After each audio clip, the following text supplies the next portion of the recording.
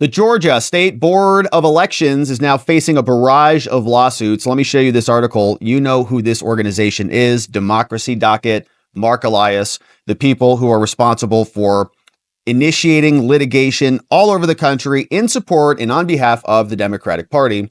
They've assembled a summary of all of the filings that have been launched against the state election board. And the state election board, as we've covered here, are people that, in our opinion, who've been doing a great job at demanding actual accountability in Georgia. We remember Judge Amy Totenberg said that there were major problems with the old machines, and they got new machines in 2018, and the systemic problems of implementing the new machines continued, right? It's almost like the machines aren't necessarily the problems, although they have their problems.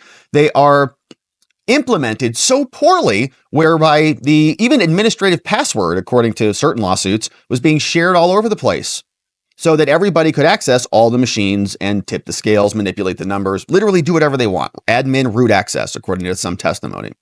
So this board has already issued a subpoena for Fulton County, demanded that they give some of the 2020 records in a 3-2 vote, have been snubbed time and time again. And as we know, Fulton County is a disaster. It's got Fannie Willis, Nathan Wade were there, Prosecutor Love, Adrian Love.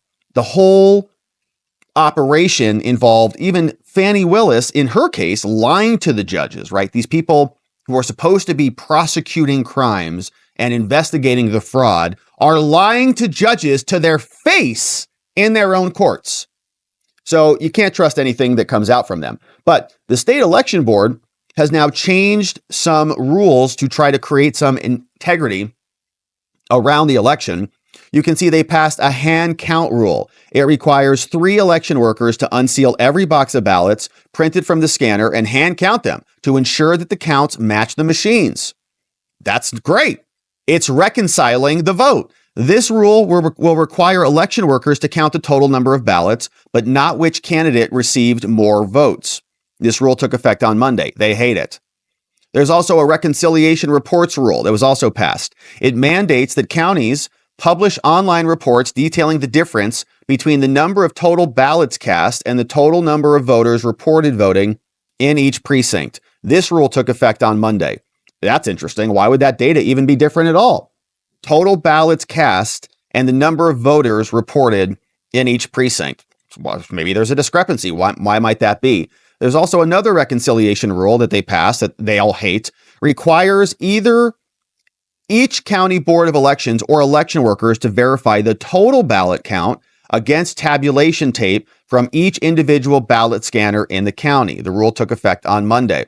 So reconcile the votes. This is a daily reporting rule. Counties should issue a daily report with details of which voters have cast their votes early or through absentee ballots. Took effect on Monday. And there's also this rule, requires election workers and 2 witnesses to record the ballot count from the tabulation tape in every ballot scanner in a given polling location. They hate that. They want 3 people to look at it. Why not just have one person look at it who is best friends with Fannie Willis? There's another rule, increasing the number of designated locations where poll watchers may observe in the election process. They don't want you to watch them at all. That took effect on Monday. And this rule allows, look at all, it continues, allows other individuals, county board members, to examine the election-related documents created during the conduct of the election prior to the certification of results, and states that a county board can only certify an election after a reasonable inquiry that the tabulation is accurate. Now, there was another ruling that came out from a judge that is going to impact some of this, but we'll come back to that later. Now, there's also a Dropbox rule. Requires voters who drop off an absentee ballot at a Dropbox location to provide signature, photo ID, and if applicable, evidence of their relationship to the person who they're submitting the ballot on behalf of. So you can't just go and drop off ballots for a bunch of individuals or like random people. Is it your mother, your sister, blood relationship? What is it? And then there's a surveillance rule.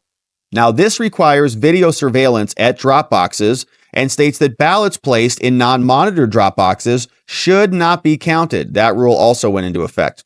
They all sound like pretty damn good rules to me. You have actual monitoring of the votes. You've got reporting of the votes. You've got witnesses observing the votes. All you're doing is reconciling. the digital count versus the physical hand count. And yeah, like it's going to take some additional resources to do this. It's going to take a little longer because you've got some additional processes. But look, the Democrats hate it. So they filed a bunch of lawsuits. So we've got this case, Abrahamian versus the state election board. He sued them. The DNC and the Democratic Party of Georgia and a candidate for the House sued the state election board over these rules. And so that already went to trial. A bench trial held October 1st. We're awaiting for a decision.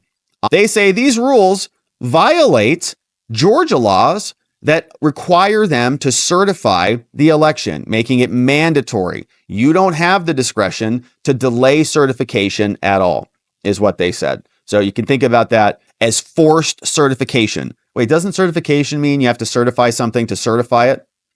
To certify that it meets a certain standard? Not really. It just means just sign the friggin' form, okay? Here's another one. Eternal Vigilance versus Georgia. Got a hearing coming up this Wednesday. Of course, we'll talk about it. And we already read this lawsuit. But the GOP's plaintiff said that unelected, actually, we did not read this one, but a GOP person sued saying that the rules here were unconstitutional from the board, right? So every one of those rules should be removed, even though that board was created through the legislature. We also, of course, saw this one, Cobb County versus the state election board. There's a hearing scheduled for this one today. The Board of Elections sued the state board, the Cobb County board. So a county board sued the state board, and we did read this one. They said that those rules conflict with state law, and so there's a hearing on that. We'll have another ruling very soon. And then you can see there's another hearing this Wednesday in this case, Crawford versus state election board as well. Again, Democrats, Democratic Party of Georgia, they sued the board. They don't like the hand count rule. Stop actually reconciling and confirming the votes are accurate. They sued saying, nope, you guys usurped the legislature's power, which is hilarious because they've done that all over the country. And they did that a lot in 2020 to change all of the rules on the back of COVID. And they're still doing this. They just changed the manuals now, usurping what the law says they need to do. Now, additionally, the board violated other rules. And then look, here's another one. Muskogee County Board sued the state election board. So I believe that's 6, maybe 7 lawsuits. This was another one. Fulton County Board of Registration also sued Georgia. Here's another one, Thurmond. It must be like 7 cases now. So they're all suing, right? It's a bloodbath in Georgia right now. They created a series of election laws and rules as the state election board that obviously are going to make sure that people who are voting are people who should be voting. Video surveillance, they hate. Photo ID, drop boxes. Why do they oppose all of these rules so much? Is it going to disenfranchise votes to have 3 election workers to unseal the box and count them? No, it doesn't disenfranchise anybody. It just means that the counting is more accurate because now you're doing it twice. And now it's much harder to cheat because you've got observers and multiple people who are verifying what is actually happening. And so the Democrats obviously hate it. Here was one lawsuit that we'll just poke through. This was filed in Fulton County, Fannyland. It is the Democratic National Committee, the Democratic Party of Georgia, who are suing the state election board. Just one of these many cases that have come down against them. It's a 38-pager. I'll show you just a little bit of it. We can get a flavor for it. But they're upset. They say just 42 days before the election, they've adopted a rule that the Attorney General, Raffensperger, actually, I don't think it's Raffensperger. He's the Secretary of State. So Georgia Attorney General is Christopher Carr. That's right. Christopher Carr has concluded it's very likely unlawful and that Raffensperger has cautioned against, right? So these two other people say, we don't like those rules, saying that they're right. This court should block these rules before it can go in effect and wreak havoc on the general election. They're very upset. The new hand count rule adds an additional hurdle to collecting and tabulating ballots. At thousands of precincts, trios of poll workers will be required to hand count ballots. to verify that they match. If they identify an inconsistency, they must correct it if possible. Figure out what the problem is. Yeah, what's good? What is the inconsistency? Why would that be? What is a proper margin of error? There should be zero inconsistencies, right? Now, the rule violates Georgia law, Democrats say, because it adds a new requirement that we didn't already contemplate. And they exceeded their rulemaking authority, right? They only have the ability to create regulations that are discussing the orderly conduct, but they can't go out and make them do a bunch of new stuff. The hand count rule is so improper on its face that both Georgia's chief election officer and its chief law enforcement officer, the Secretary of State and the AG, felt compelled to speak out against it. And the Secretary of State's office similarly singled this out as one of the most concerning rules under consideration. They don't want you to count the ballots at all. Requires tremendous personnel resources and time, could cause significant delays in reporting, needlessly introduce the risk of error, lost ballots, or fraud. By reconciling the votes? And like the AG said, the Secretary's office warned that it is too far late in the process to do it. None of this should have come as a surprise to the SEB. In sum, they say the hand count rule is contrary to the election code, exceeds their rulemaking authority.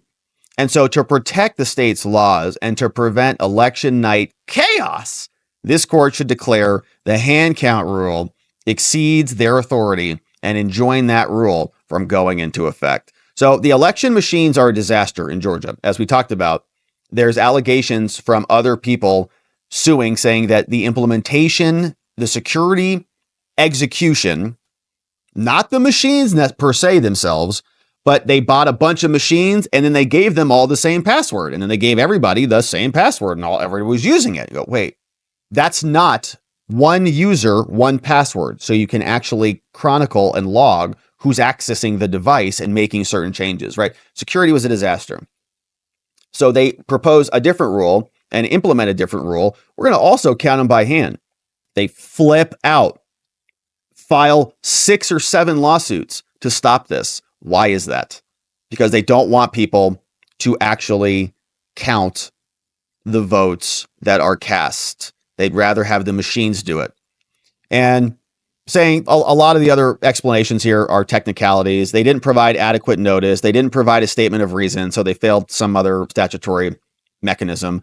SEB violated the Georgia APA. They didn't provide an explanation. They didn't give time for public notice or comment or any of those things. And by the way, the board is fed up with Fulton County. That's why they issued a subpoena, because Fulton County is not even complying with the terms of their settlement agreement. They were supposed to implement more monitors and do other things and deliver records. They never did. They're just dragging their feet. They say, we need permission from the Board of Commissioners in order to do that. And then the Board of Commissioners doesn't add it to their agenda. So then the other committee says, we didn't get permission from them, so I guess we can't do it either. And you're going, what? You agreed that you would. So the whole process there is really problematic. And as we always say here, we wonder why the lady doth protesteth too much over here with the Democratic Party and why they're so flipped out about hand counting ballots. Now, clearly, it will require some additional resources, probably will require some additional time. So it's going to be interesting to see how this gets settled and whether we get votes and ballots counted quickly or whether it's going to take multiple days. It already took multiple days last time, and they stopped counting at 2 a.m. after the water main broke. So yeah, forgive us if we don't trust you in Georgia to deliver fair and accurate results. Hand counts should be happening based on the bad machines, the bad prosecutors, and the bad government officials, the very problematic Secretary of State, and how they have not addressed. The Secretary of State even says he doesn't have a responsibility to make sure the machines are still credentialed. That's how bad it is. Admitted that.